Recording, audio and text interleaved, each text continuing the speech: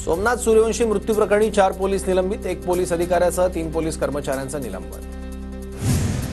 परभणीतील सोमनाथ सूर्यवंशी प्रकरणात न्याय मिळवण्यासाठी परभणी ते मुंबई निघालेला लॉंग मार्च स्थगित, आंदोलकांच्या मागण्या मान्य करण्याचं आश्वासन। सुरेश धस आणि मेघना बोर्डीकरांची मध्यस्थी यशस्वी।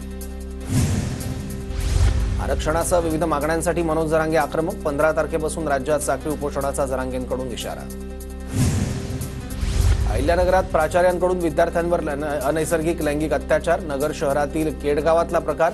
घरच्यांना ही गोष्ट सांगितल्यास आईवडिलांना जीवे मारण्याची दिली होती धमकी। या प्रकरणी आरोपी संतोष देवरेवर गुन्हा दाखल, आरोपी फरार। सांगलीच्या जत तालुक्यातील करसगीमधील लैंगिक अत्याचार आणि हत्येतील पीडित कुटुंबियांची रुपाली चाकणकरांकडून भेट, आरोपीच्या फाशीसाठी पाठपुरावा करणार, चाकणकरांचं आश्वासन।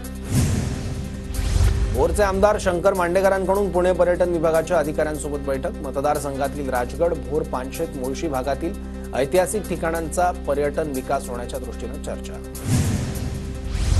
जळगावच्या अंमळनेरमध्ये राष्ट्रवादीचे आमदार अनिल पाटलांची विद्यार्थ्यांसोबत परीक्षा पे चर्चा। जीएस हायस्कूलमध्ये 10वीच्या विद्यार्थ्यांना मार्गदर्शन। नंदुरबारमध्ये संवाद चिमुकल्यांशी कार्यक्रमानिमित्त आमदार राजेश पाडवींचा आश्रमशाळेवर मुक्काम। विद्यार्थ्यांच्या समस्या जाणून घेत त्या सोडवण्याचं दिलं आश्वासन। नाशिकच्या कळवण, देवळा, सटाणा आणि मालेगाव परिसरात डाळिंबाला प्रति किलोला 180 ते 210 रुपयांचा भाव, मात्र वाढत्या उत्पादन खर्चामुळे शेतकरी हवालदिल। पुण्याच्या भोर तालुक्यातील 9210 शेतकऱ्यांना ॲग्रिस्टॅक योजनेचा लाभ, योजनेला शेतकऱ्यांचा चांगला प्रतिसाद।